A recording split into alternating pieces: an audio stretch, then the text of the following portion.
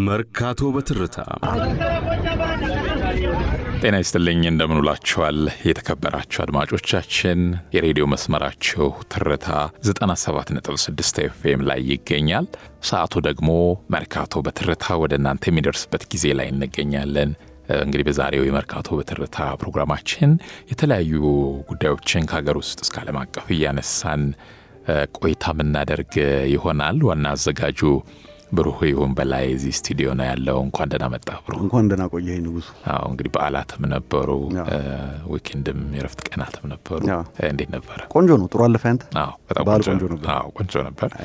በጣም አሪፍ። አሁን ከአድማጮቻችን ጋር ደግሞ በተመረጡ ጉዳዮች ቆይታ እናደርጋለን።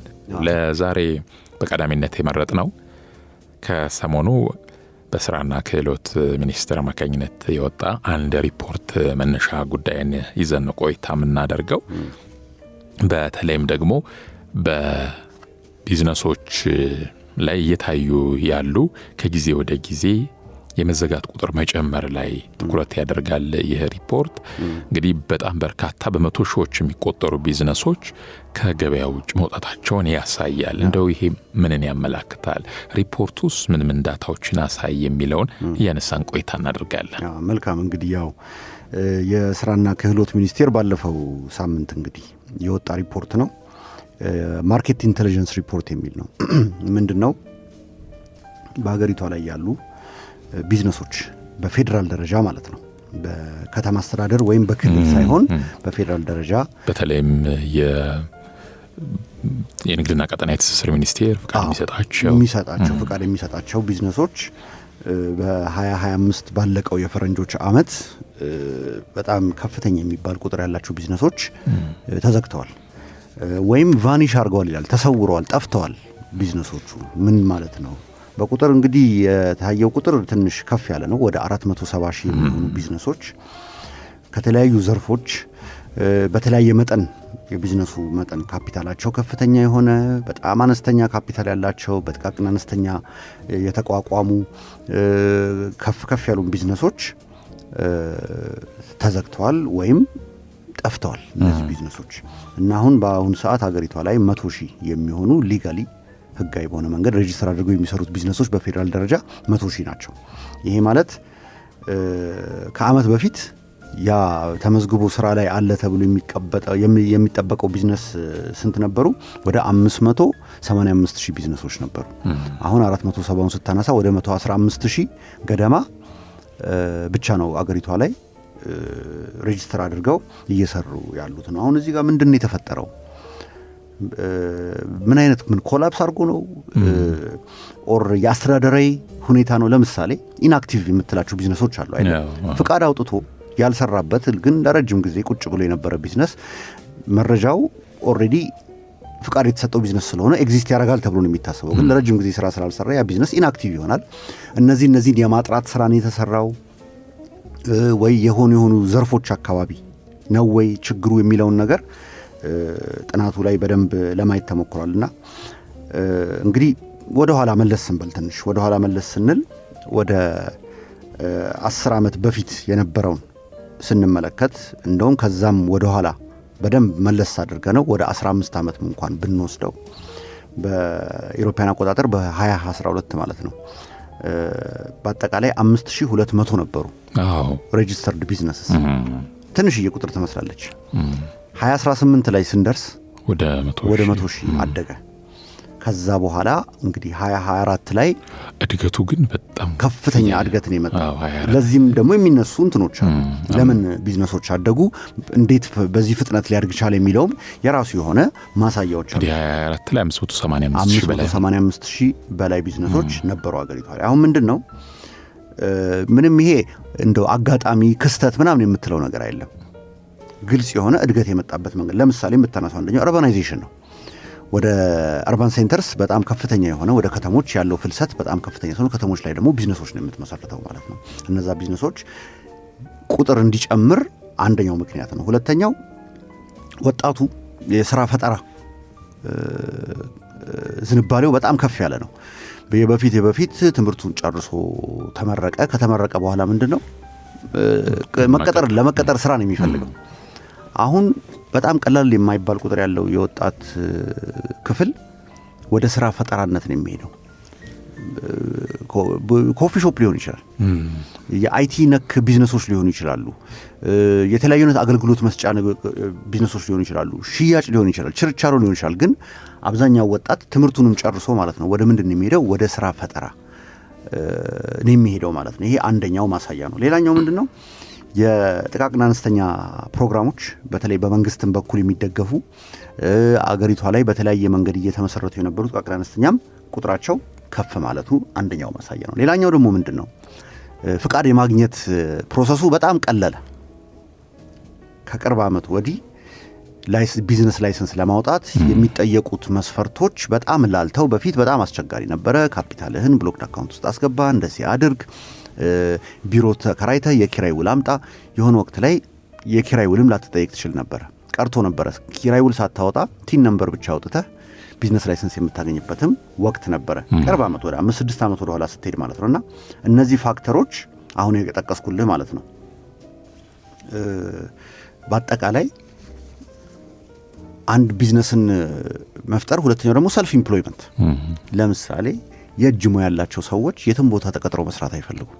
የእጅ ሙያ ስላለው ለምሳሌ ኤሌክትሪሻን ቦታ ላይ እየተንቀሳቀሱ ኤሌክትሪሻን በስልክ እየተደዋወለ እየተንቀሳቀሰ ይሰራና ምንድነው አንዳንድ ቢዝነሶችን ለምሳሌ በተቋም ደረጃ አሁን ይሄ ያለው ህንጻ ወጪ ሲያወጣ ወጪ የሚያወጣበት ቦታ ጋር ሪሲት መቀበል አለበት፣ ሂሳብ መወራረድ አለበት።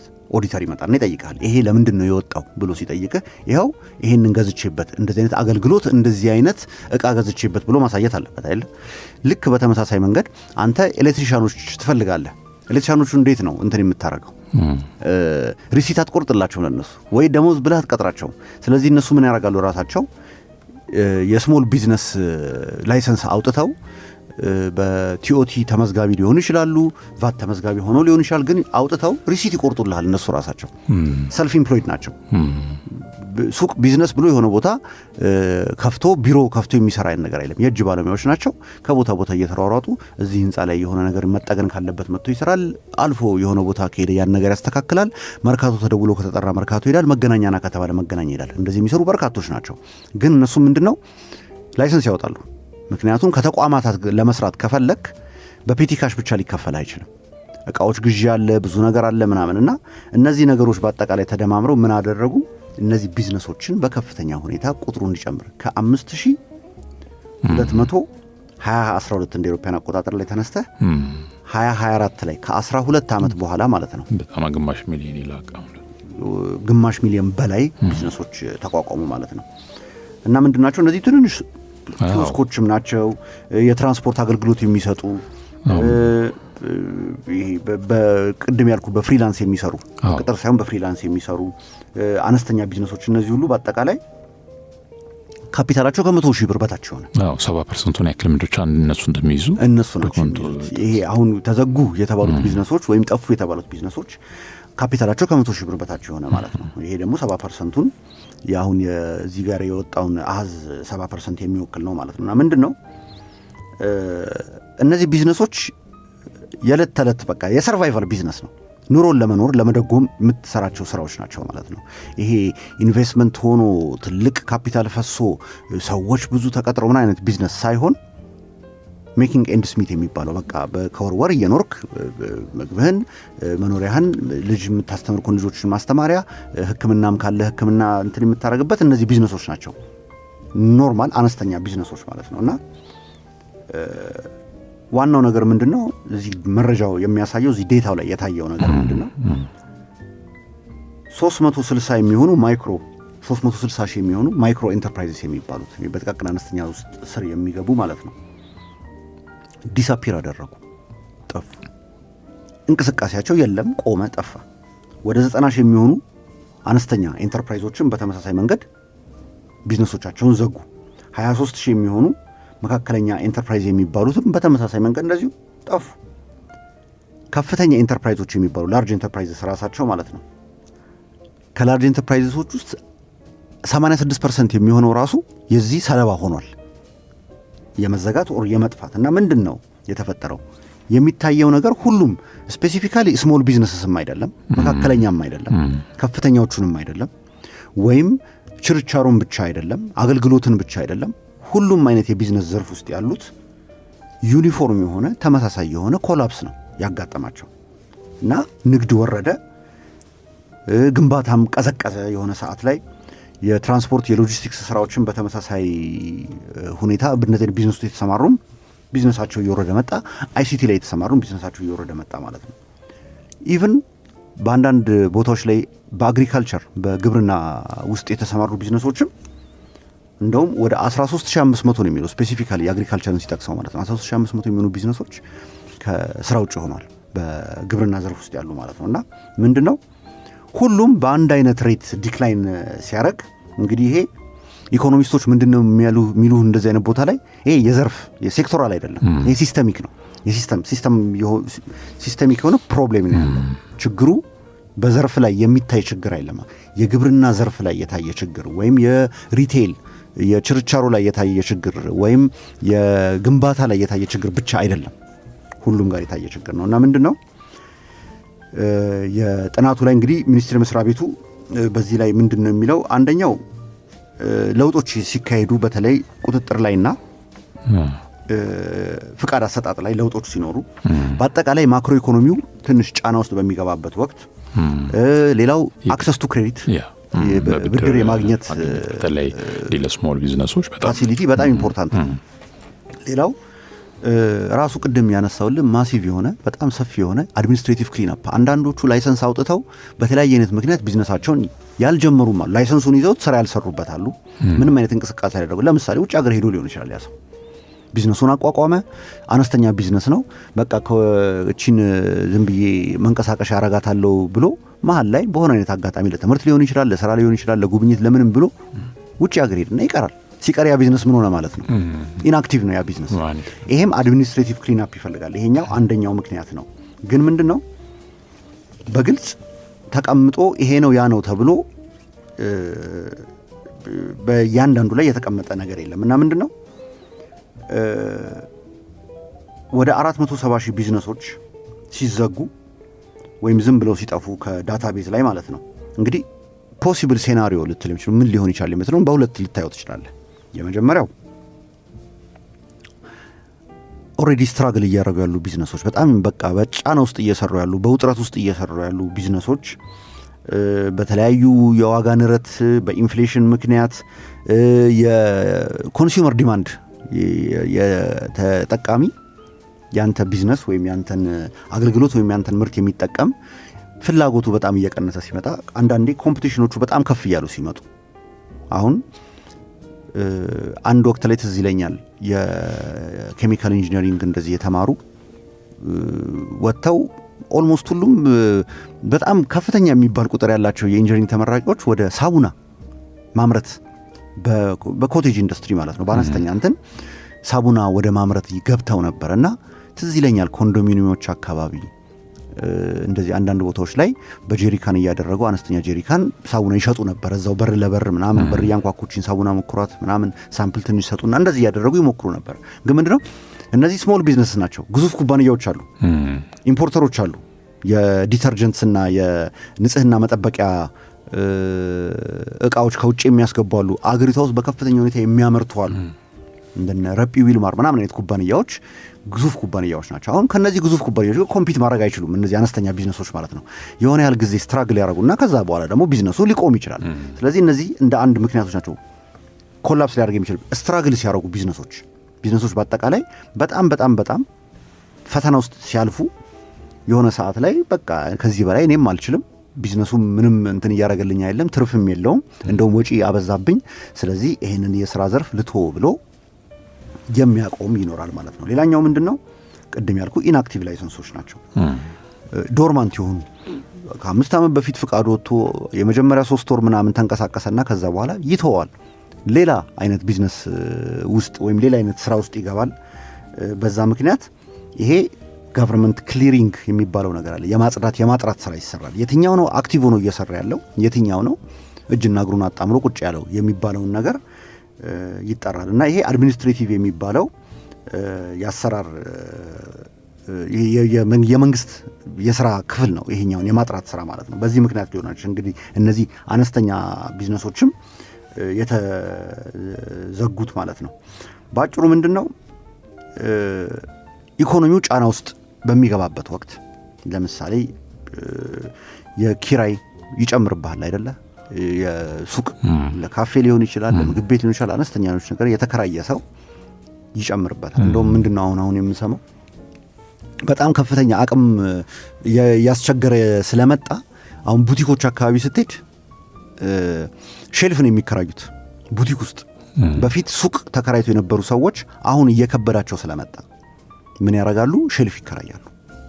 ሼልፍ ለምሳሌ ልብስ የሚደረደርበት ውስጥ 4 ወይም 5 ቦክስ ካለ 5ቱም ቦክስ ዋጋ ወጥቶለት የራሳቸውን ልብስ እዛ ውስጥ ያደርጉና ኪራይ ለዛኛው እንትን ይከፍላሉ። እንደዚህ የሚባሉ ነገሮች መጥተዋል። ምክንያቱም ቢዝነሱን ራሳቸው ሱቅ ተከራይቶ ለማስቀጠል አቅማቸው የማይፈቅድ ሆነ ማለት ነው። ሬንት ይጨምርባቸዋል። ነዳጅ ጭማሪው ራሱን የቻለ አንድ ተጽዕኖ ያመጣል። ምክንያቱም ነዳጅ ሲጨምር ትራንስፖርት ይጨምራል፣ ትራንስፖርት ሲጨምር ሎጂስቲክስ ይጨምራል፣ ብዙ ነገር ይጨምራልና ገዥውም የሆነ ሰዓት ላይ እጁን ያዛረጋል። ለምሳሌ አንተ በአመት 2 ጫማ የምትገዛ ከሆነ እነዚህ ጭማሪዎች ወደ ምን ይቀንሱታል? ያንተን የጫማ ግዢ በአመት ወደ አንዴ አሊያም ደግሞ በ2 ዓመት አንዴ ጫማ ትገዛለህ ማለት ነው። ይህ ማለት ምንድነው? ጫማ ሲሸጥ የነበረው ሰውዬ ቢዝነሱ እየደከመበት ነው የሚለው ማለት። አንተ ነገ በቃ ፕራዮሪቲ ላስተካከል፣ አሁን ጫማ ለኔ አስፈላጊ ነው ያለውን እያጸዳው እየጠረኩኝ እሱን ይዤ እቀጥላለሁ ልትል ትችላለህ። ቢዝነሶች ላይም እንደዛ ነው። ሬስቶራንት መብላት ሊከብድ ከቻለ በቃ ቤቴ አስቤዛ አድርጌ ቤቴ ምግቤን አዘጋጅቼ በምሳቃ ይዤ መጥቼ እበላለሁ ልትል ትችላለህ። ሁሉም መስሪያ ቤት ለሰራተኛ በድጎማ ምግብ አያቀርብም፣ ወይም የስታፍ ካንቲን ምናምን የሚባለው ሁሉም ጋር የተለመደ አይደለም። አብዛኛው ቢዝነስ ወጥተን የምትበላው ወጥቶ መብላት ውድ ከሆነብህ ማለት ነው። ያ ሬስቶራንት ከፍቶ የሚሰራው ሰውዬ ምን ይሆናል ማለት ነው? ጫናው ይደርሰዋል። የደንበኛ ቁጥር ይቀንስበታል ማለት አንተ ቤት እያበሰርክ ስለሆነ። ይሄ ሲምፕል የማርኬት ሪስፖንስ ነው፣ ወይን ፕሬዠር እና ይሄ ኢንፍሌሽነሪ ፕሬዠሮች ምናምኖች የፕራይስ ሃይክ ምናምን ሲመጣ ማለት ነውና እነዚህ ሜጀር የሆኑ ቻሌንጆች ይፈጥራሉ። ሌላኛው እዛው ጥናቱ ላይ የተጠቀሰው ቅድም ያልነው የክሬዲት ጉዳይ ነው። በተለይ ስሞል ኢንተርፕራይዝስ በጣም ክሬዲት አክሰስ የማድረግ የባንክ ብድር የማግኘት ከጥቃቅንና አነስተኛ ተቋማት እንደዚህ ምንድነው እንደነ አዋጭ እንደነ ንስር አይነት ይሄ ማይክሮፋይናንስ ተቋማት አክሰስ ማግኘት የክሬዲት በጣም ጠጠር እያለ እየከበደ መጥቶባቸዋል ማለት ነው። እና ምንድነው ከዛ ደግሞ ምን ይሆናል? ባጭሩ ሳይኮሎጂካል አስፔክትም አለው። ትራስት የሚባለው ነገር አለ። ሲስተሙን ትራስት የምታደርገው ከሆነ ትሰራለህ። ሲስተሙ ላይ እምነት ካጣ ተረጋግተህ መስራት አትችልም። አይ በቃ ምን አስጨነቀኝ፣ በዚህ ገቢዎች ይመጣብኛል፣ በዚህ እንደዚህ ነው፣ በዚህ ቤት ኪራይ አከራይ እየጨቀጨቀኝ ነው ምናምን፣ ይሄ ሁሉ ጣጣው ስለምን አልፋለሁ? ወይ በቃ እንደሌላው ሰው ሲቪን አዘጋጅቼ ስራ ብፈልግስ የሆነ ቦታ በቃ በደሞዝ ልስራ። እንደዚህ አይነት ነገሮች ይመጣሉ። ምክንያቱም ሲስተሙ ላይ ትረስ ስታጣና ጫናው ሲበዛብህ የስራ ዘርፍህን የመቀየር ፖሲቢሊቲው እየሰፋ ወይ ትምህርት ልጀምር ልትል ትችላለህ። እንደው ትንሽም ቢሆን ሰርተህ የሆነች የአስካት ፍራንክ ካለችና የምታቆይህ ከሆነ ምንድን የምታደርገው? በቃ የማታ ልማር፣ ራሴን ደግሞ ትንሽ ላሳድግ፣ የሆነ ነገር ላድርግ የሚባሉ ሙቮች አሉ ማለት ነው። እና ምንድን ነው ይሄ ህጎች ቶሎ የሚቀያየሩ ሲሆን ይሄ የቢዝነስም የሰዎችም ተፈጥሮ ነው። የጨዋታው ህግ ቶሎ የሚቀያየር ከሆነ አንፕሬዲክተብል የሆነ ኮስት፣ ይሄ ያልጠበቅከው ያልተገመተ ያልታለመ ወጪ የምትዳረግ ከሆነ በአጠቃላይ ላይሰንሲንግና ኢንፎርስመንት ይሄ የማስፈጸምም በመንግስት በኩል ያለው ትንሽ ግር የሚልና ግራ የሚያጋባ ከሆነ ቢዝነሶች በብዛት ምንድነው አይቆይ ይሄንን ነገር ያዝል አድርገው ላቆመው የሚል አካሄድ ይሄዳሉ ማለት ነው። እና ምንድነው ሪፖርቱ በግልጽ ያስቀመጠው አንድ ነገር አለ። የስራ ጆብ ክሪኤሽን ላይ ስራ ፈጠራ ላይ ከፍተኛ የሆነ አሉታዊ የሆነ ተጽዕኖ ይፈጥራል ብሎ አስቀምጧል። በዚህ የሚቀጥል ከሆነ ይሄ ቁጥሩ በጣም አላርሚንግ ነው። ትንሽ እንደው ቆም ብለን እንድታስብ የሚያደርግ ቁጥር ነው እና ጆብ ክሪኤሽን ላይ ከፍተኛ የሆነ ኢምፓክት ያመጣል የሚል ስጋት አለ። ሌላኛው ይሄ ወጣት ሴቶች ስራ ፈጣሪዎች አንትርፕረነርስ የሚባሉትና አርባን ፑሩ ነው በዚህ ደግሞ በጣም ተጎጂ የሚሆነው። ምክንያቱም ስሞል ቢዝነስስ ጋር ተጠቃሚው የአርባን ፑር የምትለው ነው። በከተማ ውስጥ ሆኖ አነስተኛ ገቢ ያላቸው ሰዎች ናቸው እንደዚህ ቢዝነሶች ጋር የሚሄዱት፣ አነስተኛ ቢዝነሶች ደንበኞች የሚሆኑት ማለት ነው። ስለዚህ ሁለቱም ተያይዘው ነው የሚጎዱት እና ደግሞ ይሄ በአጠቃላይ ሲታይ ማለት ነው ኦሮሚያ፣ አዲስ አበባና አማራ ክልል ላይ ያሉ ቢዝነሶች ናቸው ለዚህ ችግር በዋነኝነት አብዛኛውን ቢዝነስ ያለው ኦልሞስት 2/3 የሚሆኑ ቢዝነሶችም ሬጂስተር ያደረጉት እነዚህ ክልሎች ላይ ነው። አዲስ አበባ፣ ኦሮሚያና አማራ ላይ ነው፣ ክልሎች ላይ ነው ቢዝነሶቹ ያሉት። እየተጎዱ ያሉትን ቢዝነሶች እዚህ አካባቢ ያሉ ቢዝነሶች ናቸው ማለት ነውና ምንድነው አዲስ አበባ ስታስነጥስ በኢኮኖሚክ ተርምስ ማለት ነው አዲስ አበባ ካስነጠሰች አገሪቷ ጉንፋን ሊይዛት ይችላል። ገብቷል አይደለ? እንደዛ አይነት ኢፌክት ነው ያለው። ብዙ ቢዝነሶች ነው ያሉት፣ በጣም ኢንተርሊንክድ ነው። አዲስ አበባ ያሉ ቢዝነሶች ክልል ካሉ ቢዝነሶች ጋር በጣም የተሳሰሩ ናቸው። እቃ የሚሄደው ከዚህ ነው ወደዛ፣ ብዙ አይነት አገልግሎቶች የሚሄዱት ወደዚህ ነው፣ ከዛ የሚመጣሉ፣ ግን የተሳሰረ ነውና አዲስ አበባ ላይ የታየው ጫና ከፍተኛ የሚባል ጫና ነው ማለት ነውና ምንድነው ኢኮኖሚው በተለይ ይሄ ማይክሮ ኢኮኖሚ ልትል በምትችለው ደረጃ በአጠቃላይ ደግሞ ወደ ማክሮ ኢኮኖሚ ደረጃም ስታሳድገው ማለት ነው ስትሬስ አለ፣ ውጥረት አለ ማለት ነው። ይሄ አንደኛው ማመላከቻ ነው። ከፍተኛ የሆነ ስትሬስ አለ፣ ቢዝነሶች እያደጉ አይደለም የሚል ነገር ያሳያል። ሰርቫይቫል ነው ማለት ነው። አሁን እዚህ ጋር ኢቭን 100 ሺህ ቀሩ ብትልም ከ100 ሺዎቹ ምን ያህል ሺው ስቲል ለሰርቫይቫል ብሎ እየታገለ ነው ወይስ ኤክስፓንድ የማድረግ የማሳደግ ብራንች የመክፈት የሆነ ነገር የማድረግ ነገር አለ ወይ? እና ሌላው ደግሞ ምንድነው ሪስክ ቴከሮችም እየጠፉ ነው። አሁን ቢዝነስ ላይ ሪስክ ትወስዳለህ አይደል? ትልቁ የቢዝነስ ትልቁ መለያው ምንድነው? ዩ ቴክ ሪስክስ። በቃ የመጣው ይምጣ ብለህ የሆነ ሪስክ ትወስዳለህ፣ ከዛ በኋላ ወደዛ ደረጃ ደርሳለሁ። እነሱም እየታዩ አይደሉም። ሪትሬንችመንት የሚባለው በቃ እዛው ባለውበት ነክሼ ልቅር ነው እንጂ ወይም ግራ ቀኛ ላይም በቃ ሪስክን አቮይድ አደርጋለሁ የሚባሉ አፕሮቾች ናቸው እዚህ ጋር የሚታዩት ነው። እና ይሄ ነገር ማመላከቻ ነው፣ ማሳያ ነው። ባጭሩ ጥናቱ የሚያሳየው መንግስት እንግዲህ በፖሊሲ ደረጃ እንግዲህ ይሄ መጨረሻ የሚሄደው ወደ ማን ነው? ወደ ፖሊሲ አውጪዎች ነው፣ ወደ ፖሊሲ ሜከሮች ነው የሚሄደው።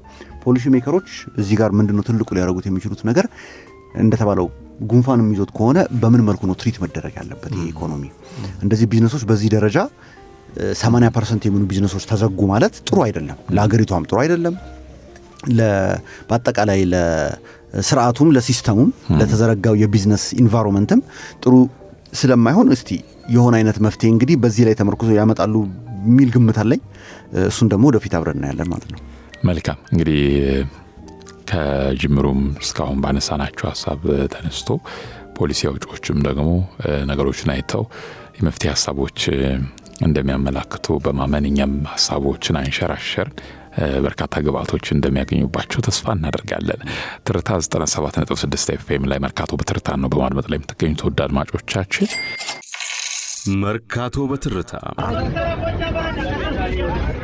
ወደ ሌላኛው ርዕሰ ጉዳያችን ስናልፍ ደግሞ ሜድሮክ ከሰሞኑ ትልቅ የተባለ ስምምነት አድርጓል ከዓለም አቀፍ ኩባንያ ጋር። እንግዲህ የኩባንያው ከኬርፉር ጋር ነው ስምምነቱን ያደረገው። እንግዲህ ኬርፉር በዓለም አቀፍ በተለይ በቢዝነሱ በኢኮኖሚው ቀዳሚዎቹ የሚጠቀስ ድርጅት ነው።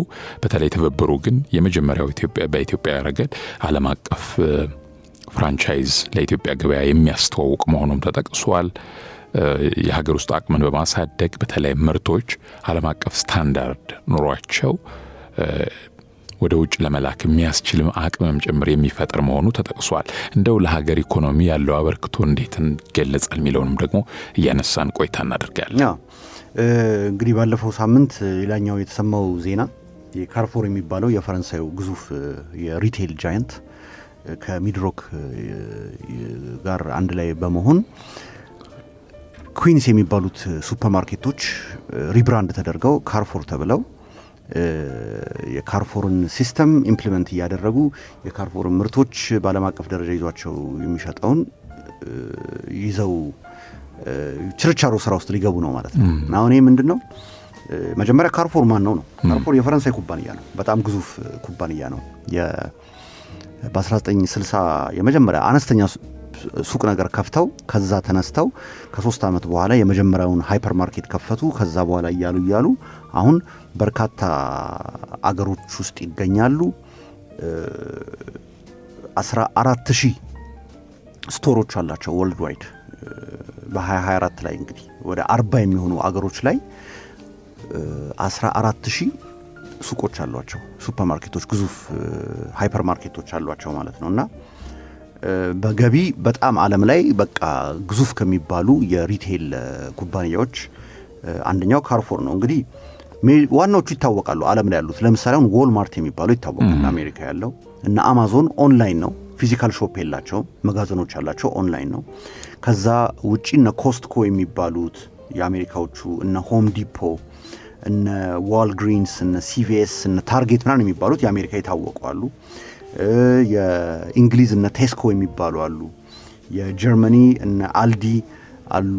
እነ ሽዋርትስ ግሩፕ የሚባሉት አሉ። የቻይና JD.com የሚባል አለ። እነዚህ በጣም ግዙፍ ሪቴለሮች ናቸው። ግዙፍ የችርቻሮ የጅምላም ሽያጭ የሚፈጽሙ ማለት ነው። እና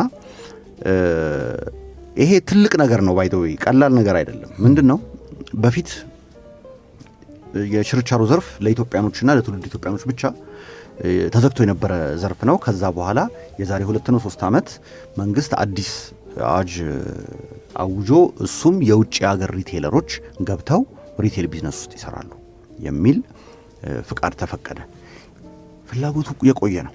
ፍላጎቱ እንዴት መሰለ? ገበያን ለማረጋጋት ብዙ አይነት መንገዶች ተፈልገዋል። ለምሳሌ አይ ቲንክ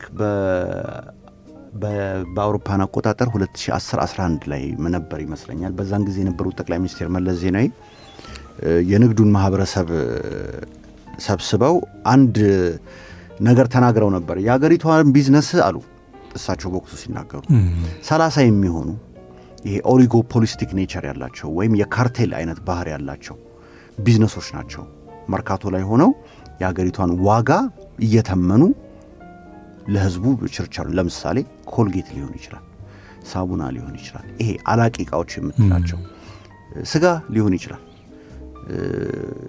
ለሰላሳ ዓመት ቢራ ሊሆን ይችላል፣ ምንም አይነት ነገር ሊሆን ይችላል፣ የታሸገ ውሃ ሊሆን ይችላል። ይሄንን የሚቆጣጠሩት ዋና ሜን ዲስትሪቢዩተሮቹ የሄዱበት ያለው መንገድ ሸማችን ወይም ተጠቃሚውን ማህበረሰብ ወይም ሰፊውን ህዝብ ጥቅም ወይም የሰፊውን ህዝብ ፍላጎት ያማከለ አይደለም፣ በተለይ ዋጋን በሚመለከት። ስለዚህ የምንከተላቸው አፕሮቾች ይኖራሉ። በወቅቱ አንድ ኢንትሮዲዩስ የተደረገ ነገር ነበረ፣ ፕራይስ ካፕ። ፕራይስ ካፕ ማለት የዋጋ ጣሪያ ተቀምጦ ነበር ለሁሉም ነገር። አንተ ስጋ በዚህን ያህል ብር ነው ብሎ ስጋ ቤት ተተመነበት። ቢራ የምትሸጠው በዚህን ያህል ብር ነው፣ ለስላሳ የምትሸጠው በዚህን ያህል ብር ነው፣ እንደዚህ የምትሸጠው 1 ኪሎ ሽንኩርት የምትሸጠው በዚህን ያህል ብር ነው ተብሎ ካፕ ተቀመጠ። ይሄ ደግሞ ከማርኬት ፕሪንሲፕልስ እና ከማርኬት ቫሊዩስ ጋር በጣም የሚጋጭና የሚጣረስ ነገር ነው። ነፃ ገበያ ብለህ ማርኬቱን ከፈቀድክለት በኋላ እከለክላለሁ ስትለው ወደ ምን ይመጣል? ወደ መደበቅ፣ ወደ የለኝም፣ ወደ ሎወር ኳሊቲ ፕሮዳክትስ ይገባል። ለምሳሌ ስጋ ፈልገህ ስጋ ቤት ትሄዳለህ። መንግስት ስጋ የሚሸጥበት ዋጋ 100 ብር ነው ካለ የ100 ብር ብሎ የሚሰጥ ስጋ ምን ያደርጋል? ጥቁር ገበያ ይጀምራል ማለት ነው። ዝም ብሎ ስጋ በ100 ብር ላንተ ሊሸጥልህ ይችላል። አንተ አይተህ ይህን ስጋ ብዬ 100 ብር ትልና ዌተሩን ወይም ጠርተህ ኧረ ደህና ነገር ፈልግልኝ ስለ እሱማ ያው ትንሽ እኮ ያስጨምርሃል ይላል። በገዛ ፍላጎት እንድትጨምር ትደረጋለህ። መንግስት ግን አይ የመንግስት የሰጠውን ዋጋ እበላለሁ ብለህ ከገባህ በዛው እንትን ትላለህ ማለት ነው። ከጓደኞቹ ጋር ቁጭ ብለህ ማታ 1-2 ቢራ ጠጥቼ ቤት ልግባ ብትል በዛን ሰዓት ላይ አንድ ብለህ ሁለተኛውን ሰዓት ደግም አልቋል ይላል። ዌተሩ ይመጣና አለቀው አለቀ በቃ ወደ ቤት ልሂድ ትላለህ። ግን መቆየት ፈልጋል፣ መጫወት ፈልጋል። አይ በቃ የለም ተጨማሪ የምትከፍል ከሆነ ግን አለ ትባላለህ። ምን ተጀመረ ማለት ነው? ብላክ ማርኬት ተጀመረ። ጥቁር ገበያ፣ ህገ ወጥ የሆነ ቢዝነሶች ተጀመሩ ማለት ነው። በዛን ጊዜ ይሄ ነበር የታየው ችግር፣ ፕራይስ ካፕ ተብሎ ሲቀመጥ። ከዛ በኋላ ደግሞ አለ በጅምላ የሚባለው ኮንሴፕት መጣ። እንደውም ቱ ኤክስቴንት በወቅቱ እነ ዎልማርት ያስተዳድሩት የአሜሪካው ኩባንያ ዎልማርት ባለቤት ሳይሆን የማስተዳደር ስራ ይስራ፣ እሱም ብዙ አልሰራም። እና ይሄ የሪቴል ማርኬቱ ቮላታይል ነው፣ አት ዘ ሴም ታይም አንፕሪዲክተብል እየሆነ መጣ። አሁን ምንድነው እንደነ ካርፎር አይነት ኩባንያዎች ሲመጡ ያንን ፕሪዲክቲቢሊቲ እና ያንን የማረጋጋት ስራ የመስራት አቅም ይኖራል ተብሎ ይታሰባል። አሁን ምንድነው ሪቴይልን ለዝግ የነበረውን የኢትዮጵያን ገበያ ለዓለም አቀፍ ሪቴይለሮች ሲከፈት ሎካል ስቲል ፕሮቴክት መደረግ አለበት። ሎካል ሪቴይለር በየሰፈራችን ያሉ ኪዮስኮች አሉ፣ በጥቃቅን አነስተኛ ተደራጅተው የሚሰሩ ቢዝነሶች አሉ። እነሱ ፕሮቴክት መደረግ አለባቸው። ሌላው ደግሞ የፎሪን የውጭ ኩባንያዎች ዶሚኔት ማድረግ የለባቸውም። አሁን አንዳንድ አገሮች ላይ ስትሄድ ኦልሞስት በማለት ይቻላል ሙሉ አሁን ኬንያ ኦልሞስት ካርፎር ነው ሙሉ በሙሉ ያለው። ደቡብ አፍሪካም እንደዛው ሎካል እንትኖች አሉ። አሁን ሾፕራይት ምናምን ኡቺሚ ናኩማት ምናምን የሚባሉ የነሱ የራሳቸው ማርኬት ቼኖች ልክ እንደኛ ሀገር እንደ ኩዊንስ ማለት ነው። ከዛ በኋላ ግን ምን ይሆናል? እነሱ ራሳቸው ያደረጉትና አቅርቦት ሊኖር ይችላል፣ ዋጋ ሊያረጋጋልህ ይችላል። ግን ትርፍ አትርፎ ትርፉን ይወስዳል። በዶላር ነው የሚወስደው እና ትንሽ ገበያው ላይ ግርታ የመፍጠር አንግዛይቲ የመፍጠር በተለይ ቸርቻሪዎችን ችርቻሮ ንግድ ውስጥ ያሉ ሰዎችን የእንደዚህ አይነት ኩባንያ መምጣት ምን ሊፈጥርብን ይችላል የሚል ስጋቶች ያመጣል ማለት ነውና ምንድነው ያው ከሁለት ዓመት በፊት ነው እንግዲህ መንግስት የውጭዎች ይግቡ ያለው እና በቁጥጥር ሬጉሌት እየተደረጉ ሪስትሪክትድ የሆነ የኤክስፖርትና የኢምፖርት ስራ ውስን የሆነ የኤክስፖርትና የኢምፖርት ስራ እና ሪቴይል ትሬድ የችርቻሮ ንግድ ውስጥ መግባት ይችላሉ የሚል ነው። ግን እንግዲህ ኢትዮጵያ ትልቅ ሀገር ናት። 120-130 ሚሊዮን ህዝብ ያለበት ሀገር ነው። 120-130 ሚሊዮን ማለት በጣም ትልቅ ገበያ ነው። ሮጦ አልመጡም የውጭ የተባሉት ቢዝነሶች ማለት ነው። እና እነሱ ምንድነው ሄዚቴት ነው ያደረጉት። ሄዚታንት የሆኑበትን ምክንያት ወይም ቆም ያሉበት ምክንያት ምንድነው? መመሪያው የወጣው መመሪያ እንግዲህ ኤክስፖርቶችን ስታናገር ይሄንን ነው የሚጠቅሱልህ። የወጣው መመሪያ ላይ አንድ ካፒታል ትሬሽሆልድ በምን ያህል ካፒታል ነው መግባት አለብህ የሚባለው አለ። ሁለተኛው ሎካል ሶርሲንግ ነው። እያንዳንዱን ነገር ከሎካሊ ነው ሶርስ የምታደርገው የሚል ነገር ገብቶ ነበረ። ኦፕሬሽን ላይ የመንግስት ጣልቃ ገብነት ይኖራል የሚል ነገር ነበረ። ሎጂስቲክስ እና የውጭ ምንዛሬን በሚመለከትም የተቀመጡ አንቀጾች ነበሩ መመሪያው ላይ ማለት ነው። እነዚህም ማርኬቱ ተከፍቷል፣ ግን አሉ ተቀጥያዎች እኛ ልንገባበትና ልንቆጣጠር የምንችልበት ነገር ነው። ይሄ ደግሞ ምንድነው ያደረጋቸው? አንድ ዲስካሬጅ አይደለም ያደረጋቸው፣ ግን እስቲ ቆም ብለን እንየው ነው እና ምንድነው ማጥናት ጀመሩ። በደንብ ዲው ዲሊጀንሳቸውን መስራት ጀመሩ። ከኃላፊዎች ጋር ይገናኛሉ፣ የሚያነሱትን ጥያቄ ያነሳሉ፣ ሁሉንም ነገር አደረጉ። ከዛ በኋላ ምንድነው ከውጭ ሆኖ አሴስ ማድረጉን የፈለጉት መጀመሪያ። እስቲ ገበያው ምን ይመስላል? እንዴት አይነት እንቅስቃሴ ነው ያለው? ኦልሬዲ ውስጥ ሆኖ ኦፕሬት እያደረገሉት ሎካል ቢዝነስስ ከትልልቆቹ ሱፐርማርኬቶች ጀምሮ እስከ አነስተኛ ቢዝነሶች ድረስ እንዴት ነው እየሰሩ ያሉት የሚለውን ነገር ጥናታቸውን ማጥናት ጀመሩ ማለት ነው። ከዛ በኋላ መንግስትም ይህንን ተረዳና አንዳንድ አንቀጾች ላይ አሜንድመንት አደረገ፣ ማሻሻያዎች አደረገ እና ሙሉ በሙሉ ክፍት አደረገላቸው። ከዛ በተረፈ የቅሬታ የነበራቸው በተለይ ትርፋቸውን ሪፓትሬት የሚያደርጉበት ወይም ሪሚት የሚያደርጉበትን ወደ ራሳቸው የሚወስዱበትን የፎሪን ኤክስቼንጅን በሚመለከት መተማመኛ ይፈልጉ ነበር። እሱ ላይም መቅረብ ያለበትን መተማመኛ ሰጠ። የኢትዮጵያ ኢንቨስትመንት ኮሚሽንም በአጠቃላይ ስትራቴጂውን ቀየረ በዚህ ዙሪያ ላይ ያለውን ማለት ነው። እና በጥቅሉ ምንድን ነው ኢንቨስተሮቹ አልነበረም እያንኳኩ የመጡት መንግስትና እዚህ ሀገር ያሉ ቢዝነሶች እነዚህ ኢንቨስተሮች ጋር መሄድ ጀመሩ ማለት ነው። ያኔ ነው የሚድሮክ ኃላፊዎች ከካርፎር ኃላፊዎች ጋር ዩኤኢም ሄደው ተገናኝተዋል። ፈረንሳይም ዋና ኦፊሳቸው ሄደው ተገናኝተዋል። ከዛ በኋላ እንግዲህ ወደ አገር ውስጥ እንዲገቡ ስምምነት ላይ ደረሱ ማለት ነው። ምንድን ነው የካርፎር መግባት ሌሎቹንም አሁን አይናቸውን ገለጥ አድርገው እንዲያረጋቸዋል። ካርፎር ገብቶ ካርፎር በምን አይነት መንገድ ነው ቢዝነሱን እየሰራ ያለው፣ እንዴት ነው እያዋጣው ነው የሚለውን ነገር ያያሉ። አይ ጥሩ ነው እያዋጣው ነው የሚባል ከሆነ ሌሎቹ መምጣት ይጀምራሉ ማለት ነው፣ ወይ በራሳቸው ወር ምናምን። የካርፎር አገባብ ግን ለየት ያለ ነው፣ which is very interesting። ብቻውን አይደለም የገባው፣ ከሚድሮክ ጋር ነው አንድ ላይ የገባው። ይሄ ምንድነው እነሱ ሲጀምር ይወለ የሚያዩቸው ነገሮች አሉ። ሰፕላይ ቼን ያያሉ። ምን ይመስላል ሰፕላይ ቼኑ? የኮንሱመር ቢሄቪየር የኢትዮጵያ የኮንሱመር ቢሄቪየር በየሳምንቱ የሚገዛ ሰው ነው፣ በየወሩ የሚገዛ ሰው ነው፣ በየ15 ቀኑ የሚገዛ ሰው ነው። እንዴት ነው የኛ የግዢ የሪቴል ካልቸራችን ምን ይመስላል? ይሄን ሁሉ ያጠናሉ። ሎጂስቲክስ ምን ይመስላል? ለምሳሌ ከውጭ የምናስገባው ዕቃ ጅቡቲ ደርሶ ከጅቡቲ እንዴት አድርጎ ነው አዲስ አበባ በምን ያህል ቀን ይገባል? በምን ያህል ፍሬሽ ይሄ አሳ ምናምን አሁን ፍሬሽ የሚፈለጉ ነገሮች አሉ አይደለም? እዚህ ሀገር እንትን የማታጋጭ ይሄ አሁን ያ ሳልመን የሚባለው አሳ አለ አይደለም? አሁን እሱ የውቅያኖስ ነው። ስለዚህ ከውቅያኖስ ተጠምዶ ፍሬሽ ሆኖ መጥቶ ለገበያ የሚቀርብ ነው። ሎጂስቲክስ ምን ይመስላል? ከወደብ ዋና ሱፐርማርኬት ሼልፍ ላይ እስኪደርስ ድረስ ምን ይመስላል? ከረንሲው ምን አይነት ሪስክ አለው? አሁን ፍሎቲንግ ነው፣ ምንም እንትን የለውም፣ ፊክስድ አይደለም። ስለዚህ ፍሎቲንግ እንትን ጨረታ በሚወጣው እያየ የከረንሲውን ፍላክቹዌሽን እና የከረንሲውን ጥንካሬ በዛ ደረጃ እያየ ገበያ ውስጥ ገባለ ማለት ነው። ፖለቲካል ስቴቢሊቲ አናዘር ኢምፖርታንት ነገር ነው። እነሱ ፖለቲካሊ ስቴብል ናቸው ወይ የሚለውን ነገር ያያሉ ማለት ነው። እና ምንድነው የካርፎር ሙቭ እንደ ካታሊስት ነው። በቃ ያቀላጥፋል። የሌላውንም ጥሩ የሚንቀሳቀስና የሚሰራ ከሆነ አሜሪካ ያሉት ቅድም የጠቀስኩልን ነው ዎልማርት እና ኮስኮ እነ ታርጌት እነ ዎልግሪንስ ምናምን አይተው ያዋጣኛል ብሎ የሚያስብ ከሆነ ካርፎር አዋጥቶታል፣ እኔም ለምን አልመጣም እዚህ ገበያ ላይ የማለት አዝማሚያ ሊያሳዩ ይችላሉ ማለት ነው። እና ምንድነው ካርፎር ሊሰራው ከቻለ ሌሎቹ ምን ሰራዋለን ብለው ነው የሚያስቡት። ካርፎር ደግሞ አገባቡ ከሚድሮክ ጋር ማድረጉ በጣም በጣም በጣም ትልቅ የሆነ ጥቅም ነው ለካርፎርም የሚሆነው። ቤዚካሊ ምንድነው ሚድሮክ ምን ይዞ ነው የሚመጣው ወደ ጠረጴዛው? መጋዘንና አዳራሽ ብቻ እኮ አይደለም፣ ማርኬት ኖሌጅ አለው ሚድሮክ። የኢትዮጵያ ገበያ እንዴት እንደሚሰራ ኩዊንስ ማለት የኢትዮጵያ ሪቴል ገበያ እንዴት እንደሚሰራ ጥሩ የሆነ ኖሌጅ አላቸው። ኢንፍራስትራክቸሩ አላቸው፣ መጋዘኖቹ አሉ፣ ትልልቅ ሾፒንግ ሞሎቹ አላቸው፣ ትልልቆቹ ሃይፐር ማርኬቶች አላቸው፣ ሎካል ፕሮዳክሽን ካፓሲቲም አላቸው ማለት ነው። እና ምንድነው ያሉት እንግዲህ 13 የኩዊንስ ሱፐርማርኬቶች አሉ አይደለ?